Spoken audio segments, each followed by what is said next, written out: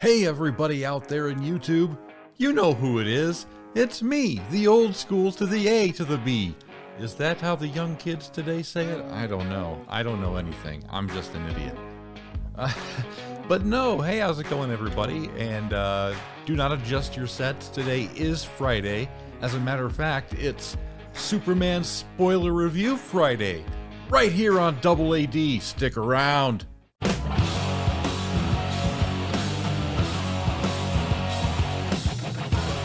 Hey everybody, welcome back to AAD. By the way, if you haven't done so already, think about hitting that subscribe button or giving me the thumbs up like the Fonz. Hey, you know what to do. Do all that jazz. Today, boy howdy, do I have a bit of fun for you guys. And I want to talk really briefly, and I won't take up much of your guys' time today, really, about the Superman film. And what do I think of the film overall? God, I really enjoyed it. I really enjoyed it. In many ways, it was one of the most DC things I've ever seen in my life. And in other ways, you know, maybe not so much. We'll talk about that here in just a little bit. By the way, this review is chock full of spoilers. And if you don't want to be spoiled, you know, what are you doing here? Go away. We don't want you. Well, it's not that I don't want you. Go watch the movie, then come back and listen to the rest of this review because it's worth it. Well, I don't know if it's worth it yet. We'll find out together, won't we? But no, man. One of the critiques that I have, and by the way, this is a mild, we're getting into mild spoiler reviews here. But one of the critiques that I have overall from the film was Superman shouldn't cuss. And look, even I, for the sake of remaining, PG, will attempt not to curse here. But, come on. Superman should only cuss in maybe rare instances, and even then, those should be extenuating circumstances, right? That should either add to the story somehow or break the levity in some way. That's what it should be used for. It shouldn't be used as a joke or a part of a punchline, in my humble opinion, right? And I know everybody's mileage is going to get, everybody's going to get different mileage out of that. Your mileage may vary, You may have a different opinion than I do. If you do, let me know. I'm okay with that.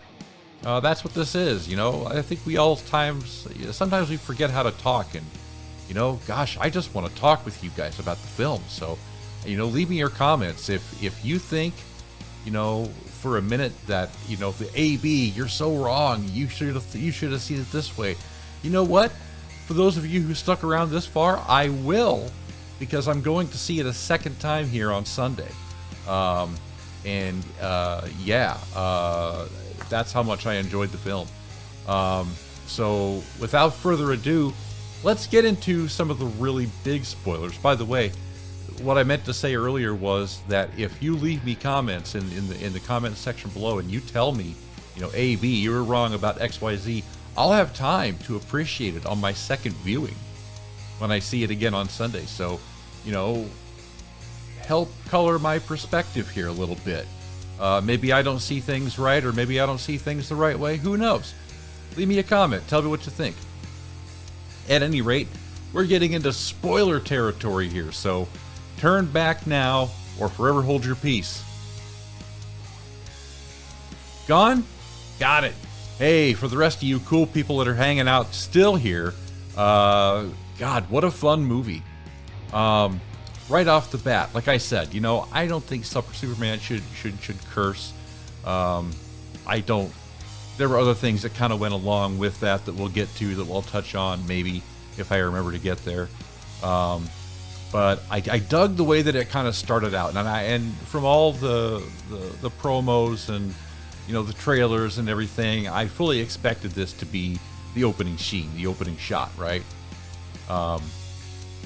And it was the little text would come up and pop up and say, hey, 300 years ago, metahumans started populating the earth or whatever, and then It goes into, 30 years ago, infant Jor-El and Kara Zor-El sent their infant son Kal-El to the Earth to defend blah blah blah, right? So it gives you that little text exposition at the beginning of the film, and the next thing you see is 3 minutes ago Superman got his ass whooped, and then he crashes into the snow, and that's where it starts, and he howls for Krypto. It's an interesting way to start the film, and you know what? I'm glad that we don't have another, dull, or origin story, and that's probably the only time that I'll remark about this. They did the origin story right the first time, and what I mean by the first time is the Richard Donner cut. You can't really touch that. And in terms of the golden era of films, that movie will always be untouchable. But that's not what this is trying to be. This is trying to be its own thing. And you know what? It is its own thing. It's wonderful. It's just a wonderful film. Whereas that is the golden age film, I would seriously consider calling this, I hesitate to use the term because a lot of people are using it as a buzzword, and I don't like buzzwords, but it really is a silver age screen adaptation in a modern era of Superman. Here's a Superman that is, basically vulnerable to things like magic, and, they've eradicated all kryptonite on the planet, which is a plot point they get to later on, but, gosh, there's so many things that they just did right with this film. And I guess what I'll do is I'll start by addressing the things that I didn't like overall. I didn't like the idea that, there was no real payoff to the Jor-El and Kara story here, right? I don't know. There's a cynic in me that thinks, maybe there's more to that message, that Luther somehow fudged it and made it look legit, because let's be clear, that translation did not come from the Fortress, right? So I don't know. I mean, everybody says it's not a forgery. It's not a forgery when it comes to the revelation that, Kal-El was really sent to Earth to take over humanity. I just don't know that that's true. I don't see a universe where that really stands to reason. Jor-El has always been this malevolent, godlike figure, but I digress, right? Neither here nor there. So I kind of disagree with that a little bit. There's other parts that I wasn't, terribly crazy about. I wasn't terribly crazy about the Lois interview scene. I thought that it for that starting the film off, it kind of slowed the pace down a little too much for me.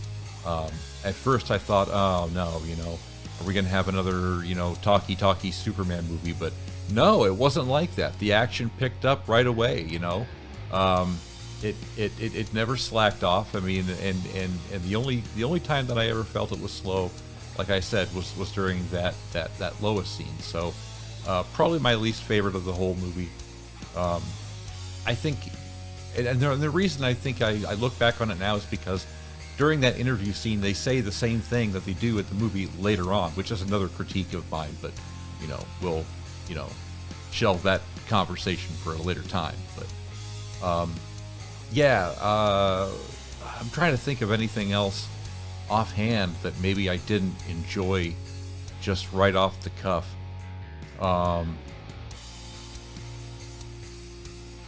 I thought Krypto was good.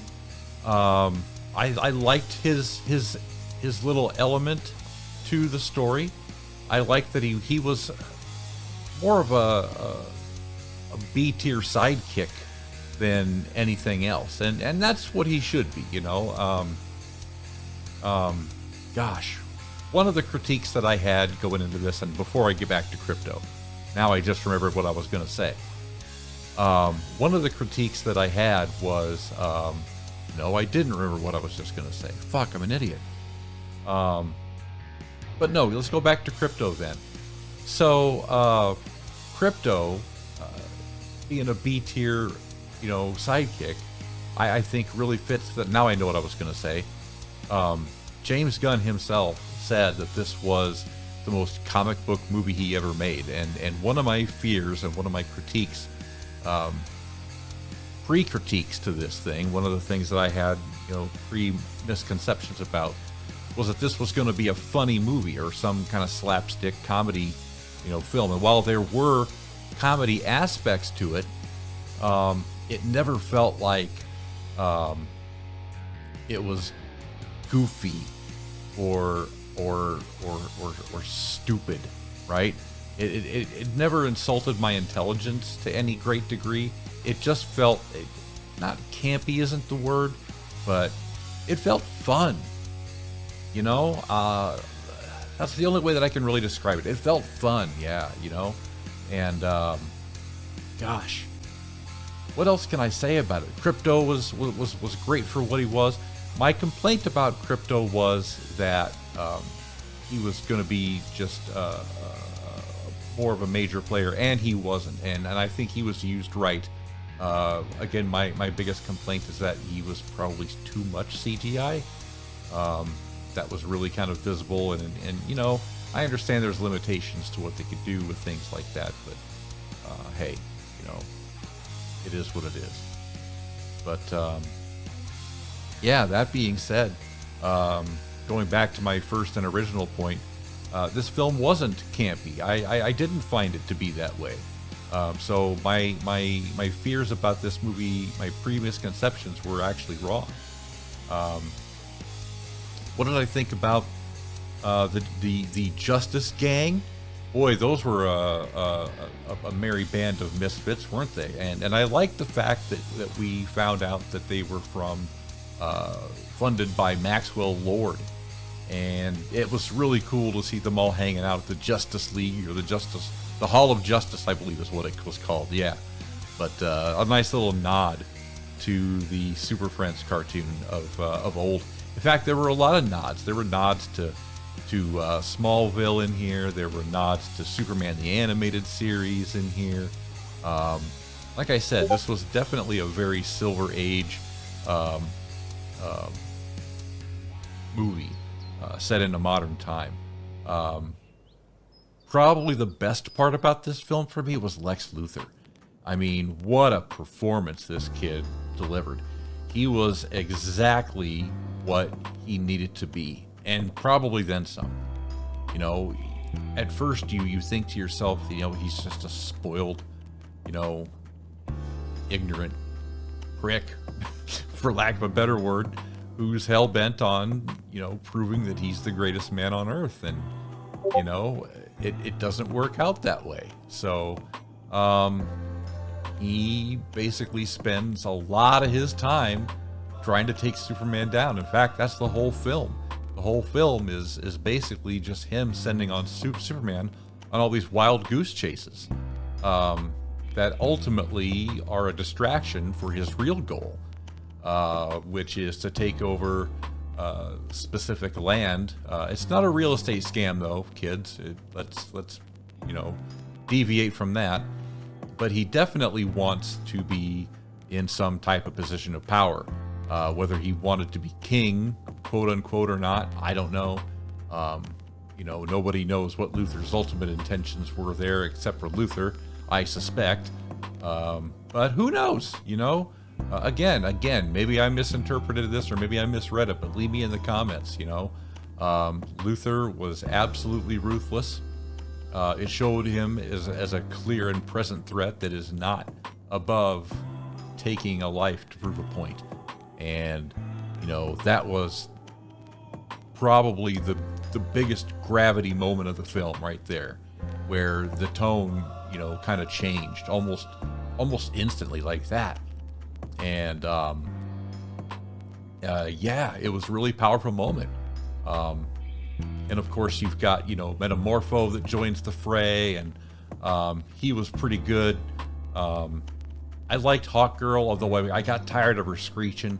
They're going to have to considerably cut that out in the next series of films, or use her in the sky sparingly. I mean, I know that's her gimmick and all, but, come on. And let's talk about, you know, Nathan Fillion's Guy Gardner, because everybody wants to talk about that. Yeah, I thought it was okay. I mean, look, Guy Gardner's supposed to be an asshole, and I get it. You know, to that effect, you know, Nathan Fillion did a good job. I personally don't care for the character of Guy Gardner, you know, not because he's necessarily an asshole, but just because, you know, he's kind of dull to me. You know, he's almost a bully in many, many ways. You know, I digress. You know, look, lanterns make mistakes too, I guess. But no, but he was the lantern that represented this movie, and you know what? Good for him, man. He did a pretty good job, and I gotta say that, you know, for as much as I didn't like Crypto's CGI at times, I loved Green Lantern CGI effects. I thought those were top shelf. I thought they were off the mark. As well as the transport portals that they had set up in Luthor's cavern. I thought that was a nice little touch, creating a pocket universe and all that good stuff. Again, you know, if you've seen the movie, you know what I'm talking about. But hey, that's why they call this a spoiler review, right? Gosh, I love the way that it ended, right? Because at some point during the film, you know, Lex abducts Crypto, and as a consequence, just before Superman can deliver Luthor's just desserts to him in front of a worldwide audience on national news, Crypto busts in and gets his revenge on Luthor for his imprisonment, which was to look at a series of running squirrels forever and ever and ever, which would be absolute torture for that poor creature. But I digress. But yeah, what a fun movie. It's, you know, Mr. Terrific did a great job. I thought he did a great job as the anchor to the team, because that's exactly what he is, or what he was. I like the nod off to Maxwell Lord, like he was in charge of the entire Justice Gang, quote unquote, a name that they have to change, right? But I like that Maxwell Lord was in there. I don't know how I feel about Sean Gunn being cast as Maxwell Lord, but maybe that's a discussion for another time. What else? Peacemaker. He made an appearance in there, a little cameo that I wasn't expecting. That got a nice guffaw from me. I don't know. I think that's pretty much it.